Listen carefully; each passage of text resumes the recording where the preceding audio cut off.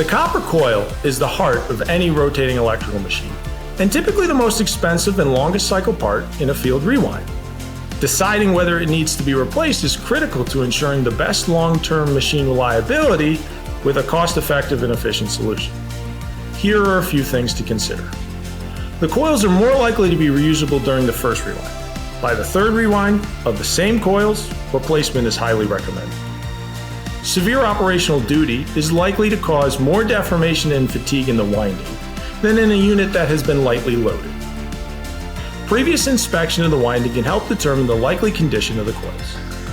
Plan ahead to avoid delays in procuring a new coil or incurring an increase in repair costs.